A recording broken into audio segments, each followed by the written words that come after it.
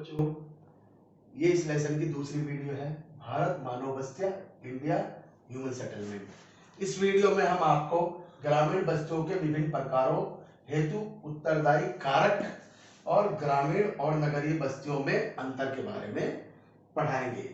तो ग्रामीण बस्तियों के विभिन्न प्रकारों हेतु उत्तरदायक कारक, 3 फैक्टर जिम्मेदार हैं जो ग्रामीण बस्तियां कई तरह की पाई जाती है।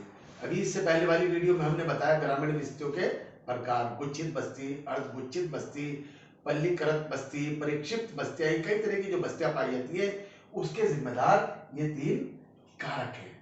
नंबर 1 भौतिक कारक, सांस्कृतिक एवं मानव जातीय कारक और सुरक्षा संबंधी कारक। तो सबसे पहले भौतिक कारक, भूभाग, जमीन जो है बराबर से नहीं है, कहीं पहाड़ है, कहीं मैदान है, तो कहीं पठार है, ऊंचाई भी अलग अलग है, कोई पहाड़ी क्षेत्र है, नैनीताल है, आपका अल्मोड़ा है या ऊटी है, और कहीं मैदानी क्षेत्र है। जलवायु भी बराबर से नहीं है, कहीं गर्म जलवायु है, कहीं ठंडी जलवायु है। तो जल की उपलब्धता और पानी भी बराबर से अवेलेबल नहीं है। इस सब जो है बस्तियों के रूप को, ग्रामीण बस्तियों के जो रूप को या आकार को प्रभावित करते हैं। जैसे सूखे क्षेत्र में जल महत्वपूर्ण है। अगर कोई सूखा क्षेत्र है और वहां कहीं जल पाया जाता है तो वो सबसे महत्वपूर्ण हो जाता है, सबसे खास हो जाता है, क्योंकि उस जल के चारों तरफ अपने लोग मकान बना लेते हैं और वहीं रहने लग जाते हैं। क्योंकि सूखे क्षेत्र में और जगह जल मिलेगा नहीं, तो जहां जल मिलेगा वहीं लोग अपने मकान बना लेते हैं। तो चाहे कुआं हो, तालाब हो, या नहर हो, या नदी हो, ये उसके चारों तरफ मकान बना लेते हैं। जैसे राजस्थान है, राजस्थान राज्य में सूखा शुष्क मरुस्थल पाया जाता है, तो मुख्य रूप से उन्हीं क्षेत्रों में लोग पाए जाते हैं जहां जल की आपूर्ति है, जल पाया जाता है।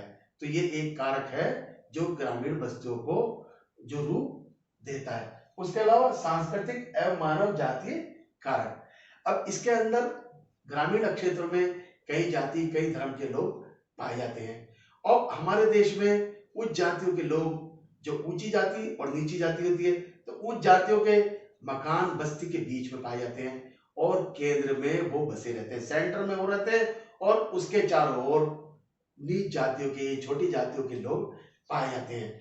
तो वो चारों ओर गांव के ओर पाए जाते हैं और वो सेवा करने वाली जातियों के मकान होते हैं।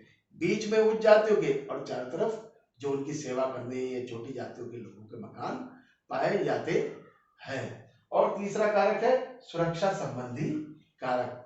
मकान जो है, मकान और बस्तियां सुरक्षा का भी ध्यान रखती है, क्योंकि आप पुरानी फिल्में भी देख ले तो उनमें अक्सर गांव में डाकू, चोर, डकैत आ जाते थे, तो उसकी सुरक्षा के उद्देश्य से बस्तियां जो बस्ती थी वो सब एक जगह मकान बना के रहते थे। उन्हें गुच्छित बस्तियां कहते थे। सब एक जगह मकान बना के रहते थे, बहुत सारे लोग इकट्ठा होके सुरक्षा की दृष्टि से, चोरियों से, डकैती से बचने के लिए वो लोग एक जगह मकान बनाकर रहते थे।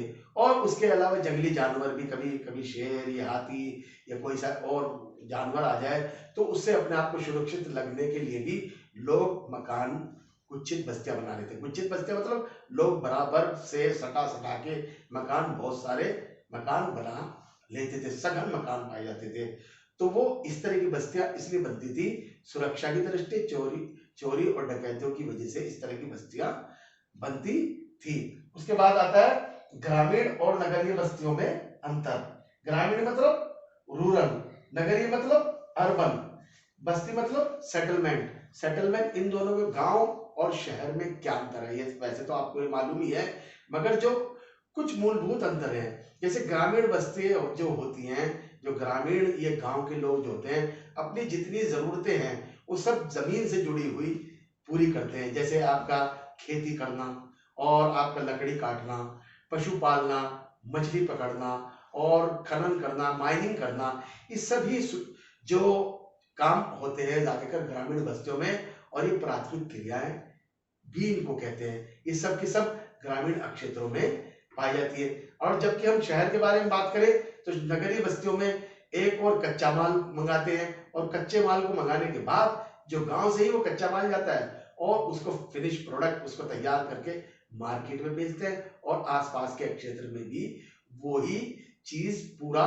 करती है। और दूसरे शहर के क्षेत्र के लोग जो विभिन्न प्रकार की सेवाओं पर निर्भर करते हैं, सेवाओं में काम करते हैं, ट्रांसपोर्टेशन में, कम्युनिकेशन में, और बहुत सारे काम जो सेवा से संबंधित है या फैक्ट्री का है, ये सब जितनी भी आपकी क्रियाएं हैं, द्वितीय और तृतीय क्रियाएं, ये सब की सब शहरों में पाई जाती हैं। और दूसरा पॉइंट ये है, ग्रामीण बस्तियां नगरीय बस्तियों को कच्चा माल देती है। ये मैंने आपको बताया कि कच्चा जो माल आता है, जैसे आपका अगर किसी शहर में सूती वस्त्र उद्योग पाया जाता है, तो सूती वस्त्र के लिए कच्चा माल जो पाया जाता है कपास, वो गांव से जाएगा। महाराष्ट्र में गांव से कपास जाता है, इसे कच्चा माल कहते हैं, और वो शहरों में जाता है, और शहरों में के बाद वो कच्चा माल जो कपास जाता है उसी से सूती वस्त्र बनके तैयार होता है। वो शहर की डिमांड भी पूरी करता है और आसपास के क्षेत्रों में गांव की भी डिमांड वो पूरी करता है। तो ग्रामीण बस्तियां नगरीय बस्तियों को कच्चा माल देती है, और खाद्य पदार्थ, खाने की चीजें, गेहूं, चावल, जितनी भी शहरों में आपको चीजें मिलती हैं वो सब गांव से ही जाती है। तो कच्चा माल और खाद्य पदार्थ सब के सब गांव में से शहर की तरफ जाते हैं, और शहर जो होता है उनको तैयार करता है, और वस्तुएं और सेवाएं जो है पैदा करता है, और अपनी जरूरतें भी पूरी करता है, और ग्रामीण आसपास के ग्रामीण जो गांव के लोग होते हैं उनकी भी जरूरतें पूरी करता है। तो गांव और शहर एक दूसरे पर पूरी तरह से निर्भर हैं। गांव के लोग कम गतिशील होते हैं क्योंकि वो वहीं रहते हैं, और वो ज्यादा मूवमेंट नहीं करते, वो ज्यादा जाते आते नहीं, ना शहर की तरफ जाते, वो लोग अपने ही लोगों के बीच में रहते हैं। तो सामाजिक संबंध बहुत गहरा होता है क्योंकि आपस में एक दूसरे से लोग मिलते रहते हैं, और नगर के लोग जो है एक दूसरे से बहुत ही कम मिलते हैं। उनकी लाइफ बहुत फास्ट होती है, वो दिखावटी होती है, औपचारिक रूप से मिलते हैं, पड़ोसी भी एक दूसरे को नहीं जानते, और शहरों की जनसंख्या भी बहुत ज्यादा अधिक होती है, तो वो लोग हमेशा भाग दौड़ में लगे रहते हैं, भीड़ भाड़, जाम की समस्या और बहुत सारा प्रदूषण का सामना शहरों में करना पड़ता है। जबकि गांव में ऐसी चीजें नहीं पाई जाती, गांव में बिल्कुल साफ रहता है, पानी साफ होता है, मौसम साफ रहता है, जनसंख्या कम रहती है, और मकान भी, बस्तियां भी कम पाई जाती है। तो ये है।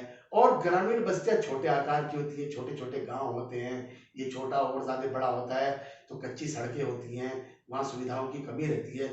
और शहर के अगर आप देखें तो बस्तियां बड़ी बड़ी होती हैं और गुच्छित होती है, विशाल आकार के नगर होते हैं, महानगर होते हैं, 1 लाख, 5 लाख, 10 लाख, 50 लाख, 1 करोड़, 2 करोड़ तक के शहरों की आबादी पाई जाती है। तो गांव और ग्रामीण बस्तियों और शहरों में यही मेन अंतर है, मगर दोनों ग्रामीण बस्तियां और शहरी बस्तियां दोनों एक दूसरे पर निर्भर हैं। ग्रामीण से गांव से कच्चा माल शहर की तरफ जाता है, और शहर से कच्चा माल तैयार करके वो शहर में भी पूरा होता है, और गांव के अंदर भी उसको पूरा किया, गांव के अंदर भी और शहर के अंदर दोनों तरफ से वो सप्लाई की जाती है। तो दोनों एक दूसरे पर निर्भर हैं।